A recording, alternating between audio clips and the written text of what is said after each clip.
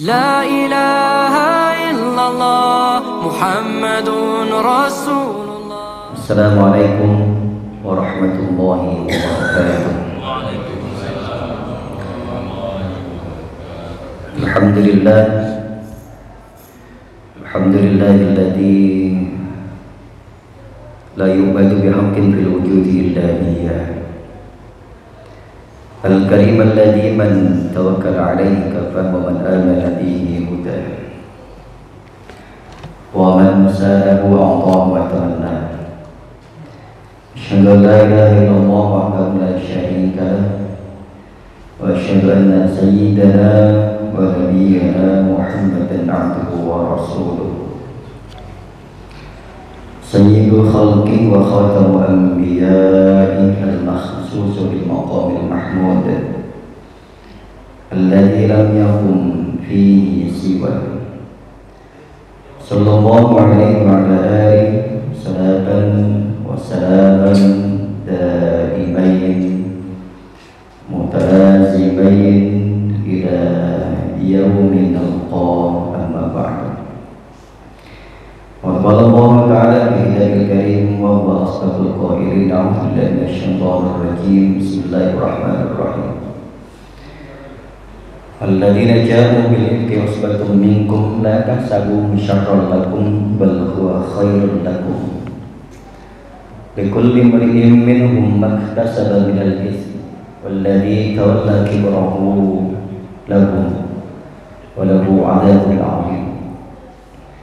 ولا يأتل أولو الفضل منكم والسعة أن يؤتوا أولي القربى والمساكين والمهاجرين في سبيل الله وليعفوا وليصفحوا ولا تحبون أن يغفر الله لكم والله غفور رحيم. وقال رسول الله صلى الله عليه وسلم: من أحب أن يبسط له في رزقه وأن ينسأ له في أثره فليصل رحمه. صدق الله العظيم وصدق رسوله النبي الحبيب الكريم ونحن على ذلك من الشاهدين والشاكرين والحمد لله رب العالمين. Ma'asyiral muslimin wa zumratal mu'minin, hadirin hadirat, jamaah salat qabliyah subuh fajar, jamaah subuh, jamaah majlis ta'lim Masjid At-Taubah rahimakumullah. Puji serta syukur kita panjatkan kehadirat Allah Subhanahu wa taala. Salawat dari iring salam semoga senantiasa Allah limpah curahkan keharibaan baginda Nabi Agung Muhammad sallallahu alaihi wa alihi wasallam wa sallim wa barik alaihi. Salawat itu pun mudah-mudahan Allah limpah curahkan kepada keluarganya, dzurriyyahnya beliau, dan juga tentunya kita berharap Allah berkenan juga melimpahkan salawat serta salamnya kepada umatnya Rasulullah dari awal para sahabat, tabi'in, tabi'ut tabi'in, sampai dengan kita semuanya yang meskipun tidak sezaman dengan Nabi dan tidak langsung belajar dengan Nabi, tapi yang kita ikuti hari ini adalah sunnah-sunnahnya Nabi Muhammad sallallahu alaihi wasallam beserta segenap seluruh generasi-generasi di bawahnya. Jamaah rahimakumullah, alhamdulillah kita masih berada di bulan Syawal, tepatnya tanggal 21 Syawal, bulan yang kemudian sebagian ulama juga menyebutnya sebagai bulan suci. Kalau kemarin kita menyebut Ramadan adalah bulan suci Ramadan, maka sebagian ulama juga menyebut bulan Syawal adalah bulan suci. Satu, bulan Syawal mengiringi bulan suci Ramadan sehingga hal-hal yang mengiringi perkara yang suci masih masuk ke dalam urusan yang suci pula. Hal-hal yang berkaitan dengan perkara yang suci, maka hal yang mengiringinya ini sebagian menyebut sebagai hal yang suci pula. Kenapa kemudian ada yang mengatakan bulan Syawal sebagai bulan yang suci juga? Karena di bulan ini manusia pada umumnya, secara khususnya kaum muslimin muslimat, masih dalam kondisi fitrah, masih dalam kondisi suci. Nah, di antara yang kemudian menjadikan bulan Syawal ini menjadi utama, menjadi spesial, karena adanya hari raya Idul Fitri. Bayangkan jamaah sekalian betapa mulianya bulan Syawal, sehingga dibuka dengan perayaan besar disebut dengan hari raya. Kalau kita biasa menyebut hal-hal yang besar ini, ada yang mengatakan agung, ada yang mengatakan raya. Hari raya, hari agung, hari besar. Kalau masjid itu besar, sebutannya masjid agung. Di bawah masjid agung ada masjid jami, di atasnya masjid agung ada masjid raya. Kalau levelnya masih di kampung, itu masjid biasa. Kalau levelnya sudah masuk agak meningkat ke komplek misalkan, itu bisa disebut dengan masjid jami, masjid yang dipergunakan untuk beriktikaf, kemudian sholat Jum'ah berjamaah, ini namanya masjid jami. Nah, kalau taubah ini layak disebut dengan masjid jami, dipergunakan, diperuntukkan untuk sholat berjamaah, iktikaf, dan juga untuk kegiatan seperti sholat Jum'ah dan lain sebagainya. Layak disebut dengan masjid jami. Nanti bisa di depan ditulisin masjid jami at-taubah. Masjid agung, kita belum layak disebut dengan masjid agung, karena lokasinya, posisinya ini belum strategis masjid yang memungkinkan untuk diberikan nama Masjid Agung. Contoh Masjid Agung di alun-alun, Masjid Agung Al-Mujahidin, layak karena dari strategis tempatnya, pengunjungnya, lokasi tentunya ya, dan juga diantaranya fisik bangunannya juga bisa juga masuk kategori itu Masjid Agung. Ada lagi yang lebih tinggi dari itu, walaupun memang raya dan agung hampir sama. Masjid raya biasanya berada di tengah-tengah kota. Misalkan ada Tangerang Kota, ini ada masjid raya, atau selevel kabupaten dan lain sebagainya. Maka bulan Syawal ditandai dengan 1 Syawal dengan adanya hari raya Idul Fitri. Nah, konteks yang akan kita bahas diantaranya adalah keutamaan bulan Syawal, hari raya Idul Fitri. Ada yang menyebut dengan lebaran, ada yang mengiringinya kata liburan, ada kata luberan. Lebaran, jamaah sekalian, siapapun berhak merayakan lebaran, bahkan andaikan dia bukan muslim sekalipun, dia berhak merayakan lebaran. Karena makna lebaran bukan lebar ya. Kalau orang sebagian saudara kita mengatakan lebaran, lebar sama lebar maknanya lain, tapi bisa juga nanti ada arti lebaran. Makna lebaran maknanya adalah usai setelah menjalankan ritual selama 1 bulan, ritual keagamaan selama 1 bulan suci Ramadan. Kemudian jamaah sekalian, maknanya lebaran berkesudahan. Jadi bahkan yang tidak puasa sekalipun, yang tidak tarawih sekalipun, bahkan yang tidak jamaah sholat fardu sekalipun, dia bisa dan boleh merayakan yang namanya lebaran. Makanya terkadang lebih heboh orang yang nggak puasa lebarannya. Terkadang ya. Terkadang orang yang nggak puasa, nggak terawih, dia lebih heboh dalam belanja urusan pakaian untuk lebaran.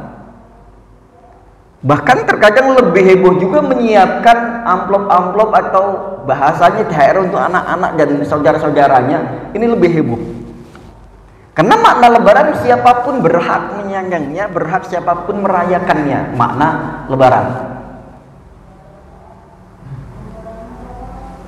Ada lagi kemudian makna luber. Luber itu kalau wadah itu katakanlah 1 liter, diisi lebih dari 1 liter, maka sisanya adalah luber, tumpah-tumpah. Disitulah rezeki orang saat itu, terutama urusan materi, berlebih. Bahkan dari mulai awal Ramadan jamaah sekalian sampai dengan Idul Fitri, sampai dengan Lebaran tadi jamaah sekalian, jangankan yang masih aktif kerja, yang sudah pensiun saja itu merasakan betapa lubernya Ramadan sampai dengan Lebaran. Itu makanan berlimpah, minuman berlimpah, bahkan sedekah dari orang-orang berlimpah. Luber jamaah sekalian. Sekali lagi, jangankan yang masih aktif kerja, yang sudah tidak aktif kerja saja, yang tidak produktif, yang tidak lagi bekerja urusan dunianya, dia masih merasakan betapa lubernya Ramadan sampai dengan Lebaran. Dan hampir semua orang Lebaran itu luber, materinya lebih dari hari biasanya.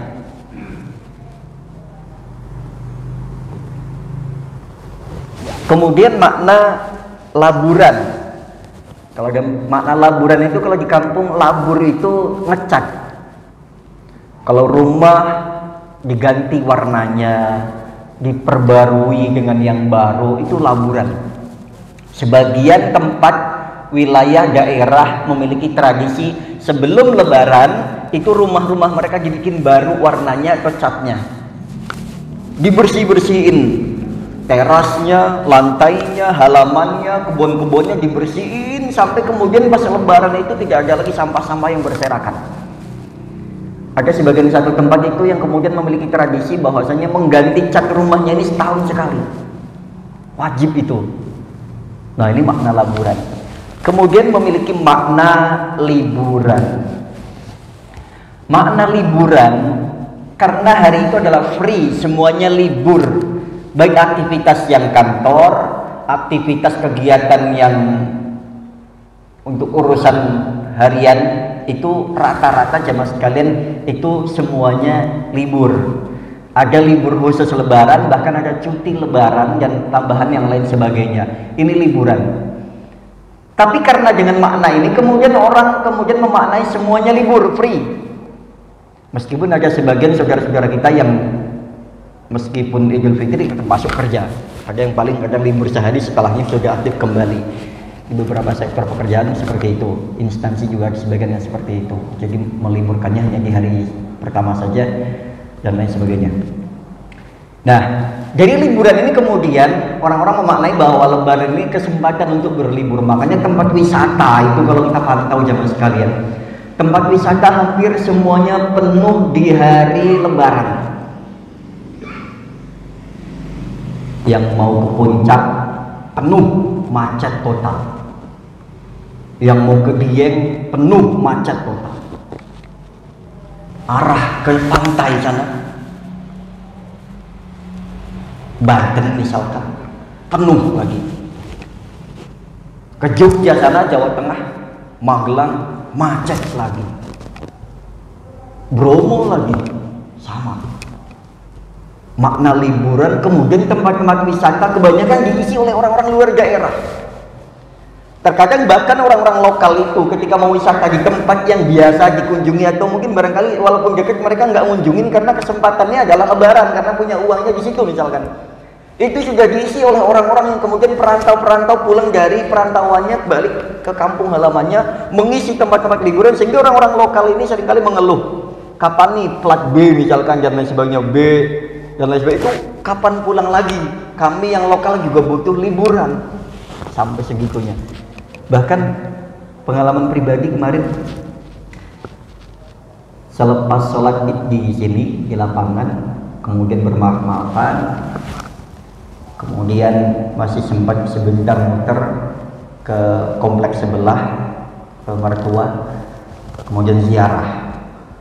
Di tempat ziarah itu sampai nggak bisa masuk, walaupun sebenarnya saya mohon maaf, saya senang ziarah, tapi tidak harus di hari lebaran. Tapi karena keluarga ini kemudian kekeh untuk ngajak, sebenarnya saya nggak mau juga, bukan nggak mau, saya senang ziarah, sangat senang, dari kecil memang sudah senang ziarah. Cuma tidak harus lebaran habis sholat id kemudian ziarah, toh bisa dilakukan di hari sebelumnya atau nanti setelahnya, itu sangat memungkinkan, sangat bisa.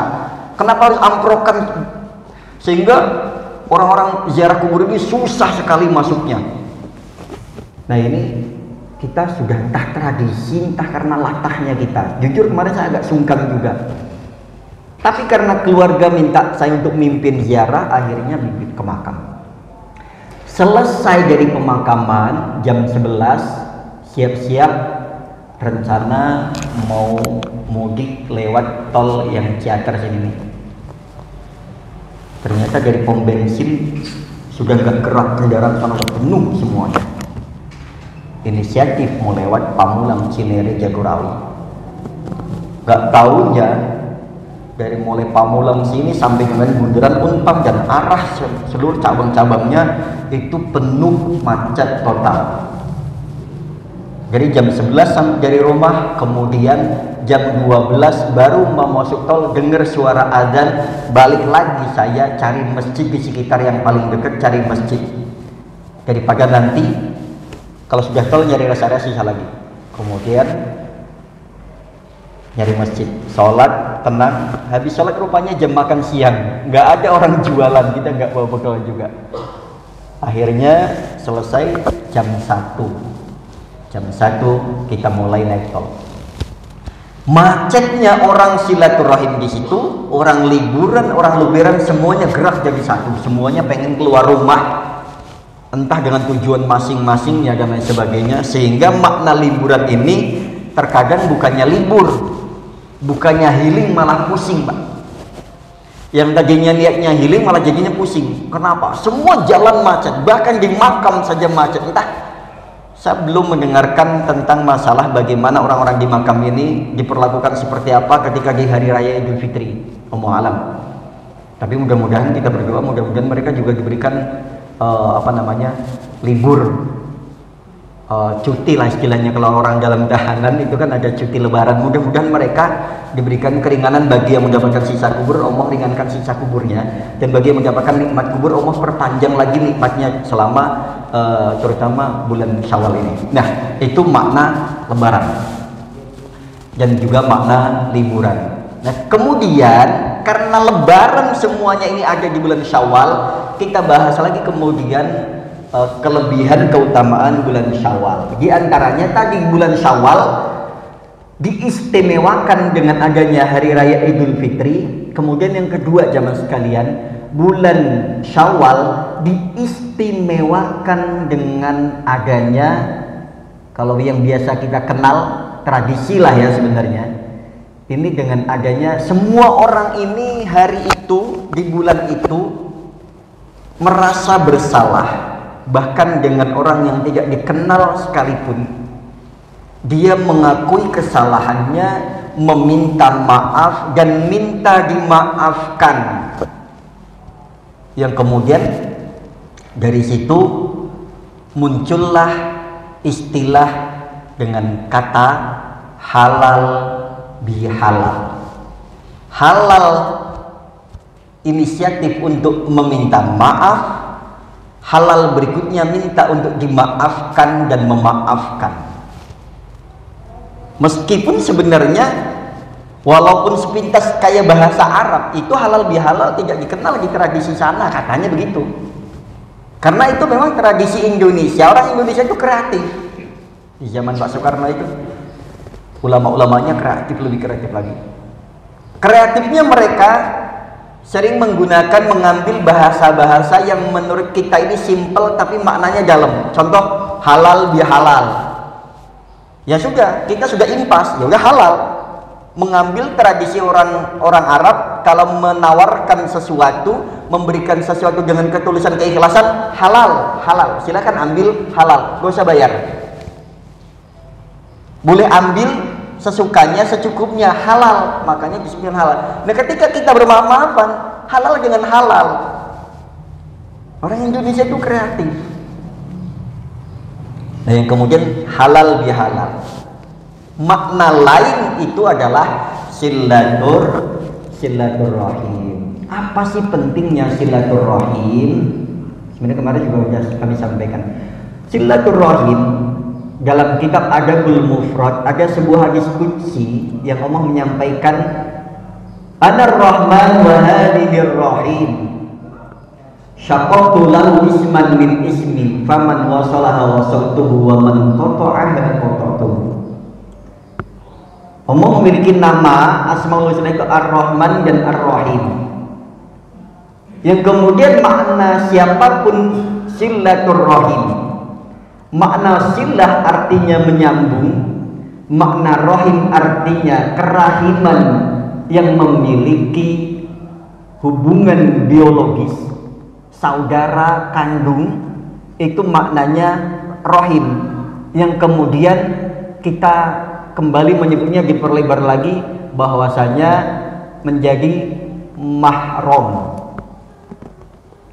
Silaturahim yang pertama adalah yang dibangun, yang pertama kali kita bangun, yang pertama kali kita sambung adalah zul mahram, yang memiliki hubungan ikatan darah. Kalau itu memiliki ikatan darah, ini yang paling utama. Setelah itu baru ke sekitar-sekitarnya. Jangan sampai kita sudah jauh-jauh minta maaf ke orang-orang saudara jauh, ke teman-teman jauh, ke orang-orang yang lebih jauh, ternyata ke saudara kita enggak. Nah, ini keliru. Pun sama dengan bantuan. Kalau kita mau membantu orang, tengok kanan kiri dari yang memiliki mahram kita dulu. Jangan sampai kita di luar menjadi solih, ternyata di keluarga kita malah justru kita memelihara salah, membiarkan satu kesalahan, kita kehilangan keluarga mahram kita, tapi ternyata kita lebih akrab menyambung yang di luar sana. Kita lebih lebih royal dengan yang di luar, ternyata dengan keluarga yang memiliki ikatan darah malah kita rela membiarkan kehilangannya.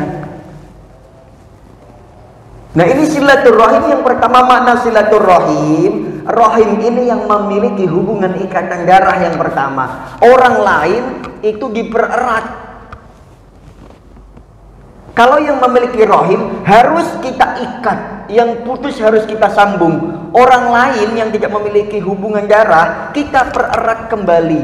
Kalau yang itu kita sambung, jangan sampai putus. Tapi kalau kemudian yang di luar juga putus, harus kita sambung. Makna silah artinya menyambung yang terputus. Saudara yang memiliki hubungan ikatan darah yang terputus kita kembali sambung, dan orang yang di luar kita kembali eratkan. Silaturrahim. Ini halal bihalal. Bahkan Allah mengancam siapapun yang memutus silaturahim, dan Allah memberikan penghargaan bagi siapapun yang menyambungnya. Faman wasolaha, barang siapa yang menyambung silaturahim, mempererat hubungan silaturahim, maka hakikatnya dia menyambung hubungannya dengan saya, kata Allah Subhanahu wa taala. Faman wasalaha wasaltu, dan bahkan bukan hanya dia yang menyambung, siapapun orangnya yang menyambung yang sudah putus, mempererat yang sudah tersambung, hubungan ikatan darah, hubungan dengan sesama teman, saudara dan lain sebagainya, maka saya langsung yang akan turun tangan, wasaltuhu, saya akan langsung yang menyambung hubungannya dengan hubunganku dengannya. Wasaltuhu, Allah sampaikan, saya langsung yang akan menyambung hubunganku dengannya. Allah langsung turun tangan, akan mengurusi urusan dia dan mereka.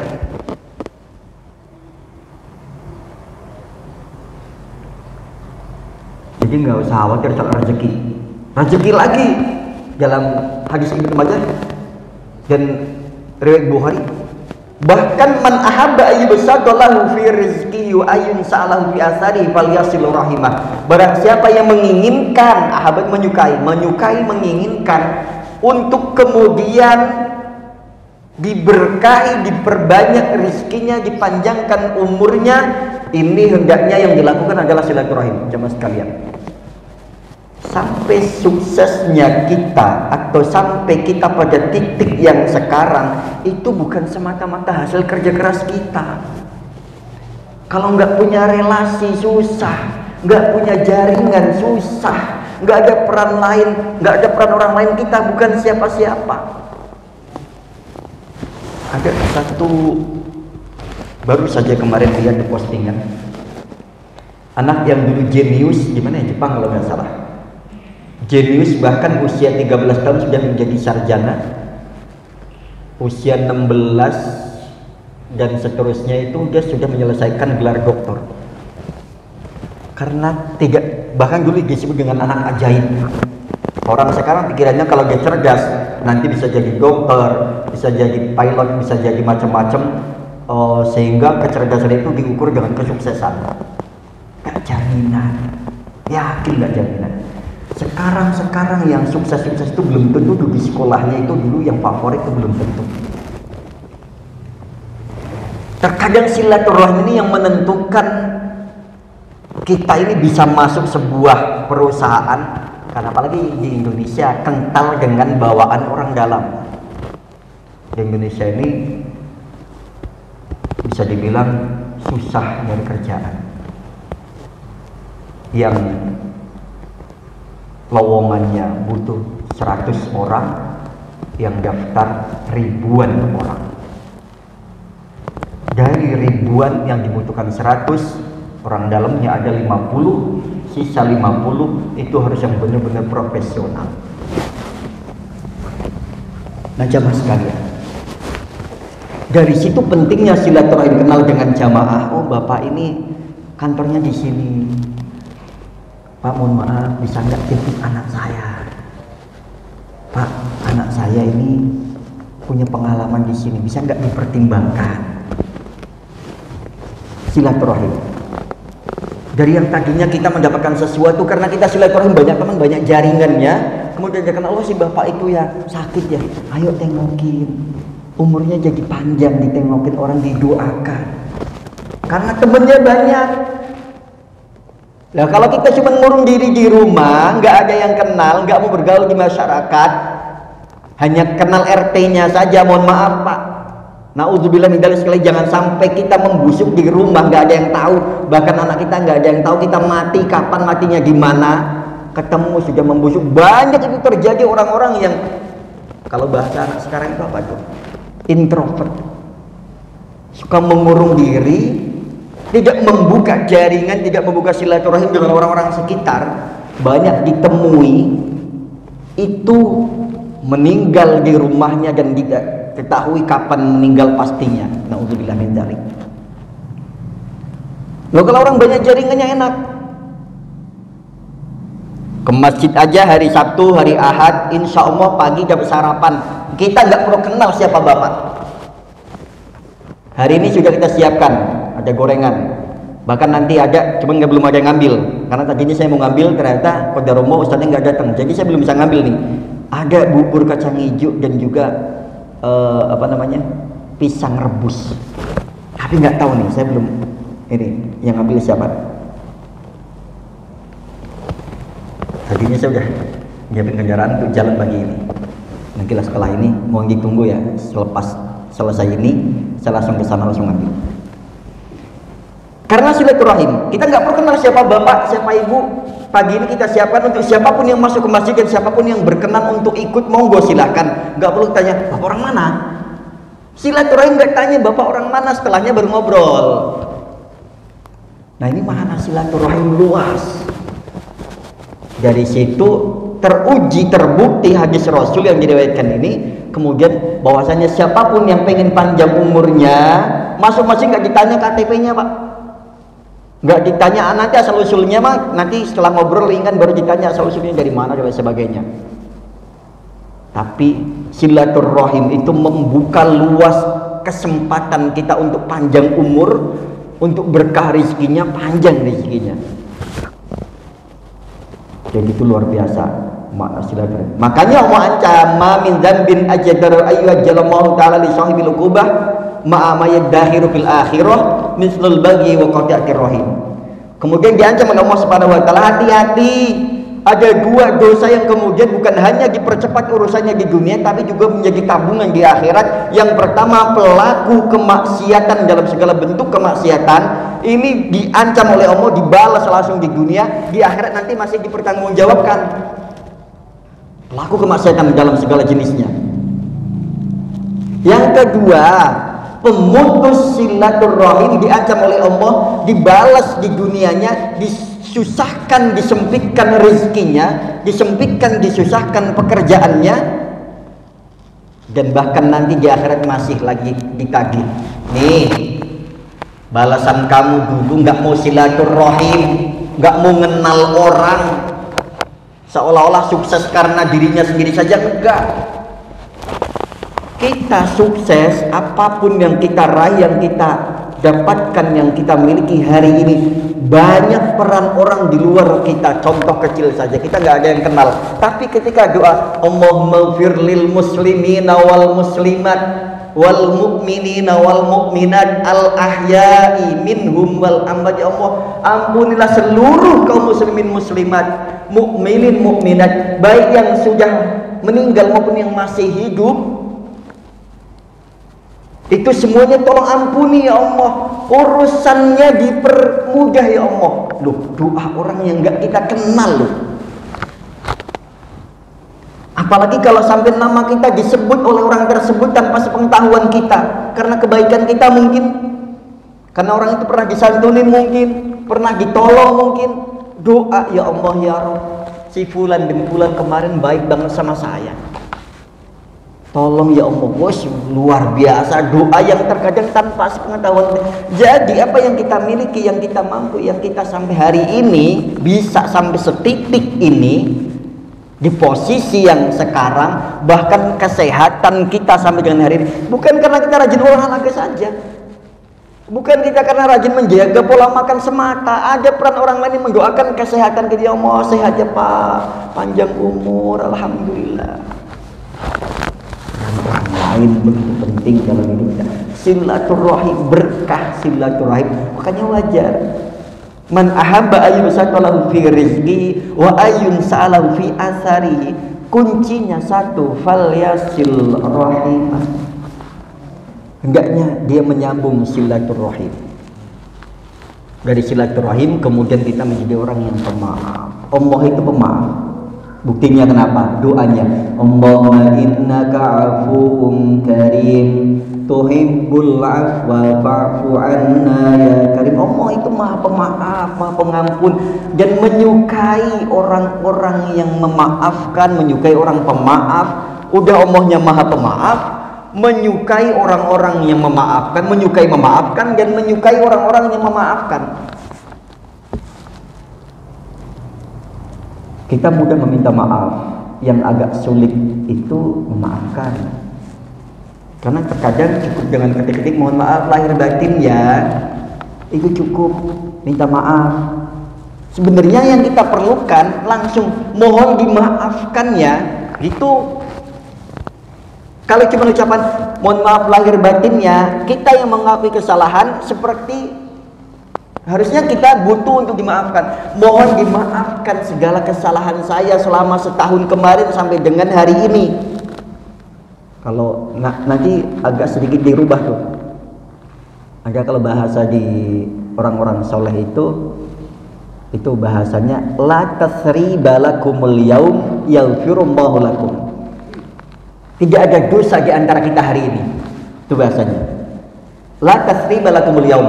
Tidak ada dosa kalian dengan saya dengan kalian hari ini, tidak ada dosa, dan Allah Maha memaafkan kita semuanya. Itu bahasanya, bahasa minta maaf, bahasa minta dimaafkan. Baik jamaah sekalian, masih banyak sebenarnya karena udah waktu syuruk. Jadi saya juga mohon izin, saya tak ngambil tambahan konsumsi dulu, sementara yang ada mohon dinikmati. Saya tak izin ngambil konsumsi dulu untuk melengkapi pagi hari ini. Monggo silahkan, masuk waktu syuruk, masih banyak sebenarnya, dan masih Al-Quran, ayat Al-Quran dan juga hadis yang belum kami sampaikan, tapi takut kelamaan, saya tak izin, mohon undur diri.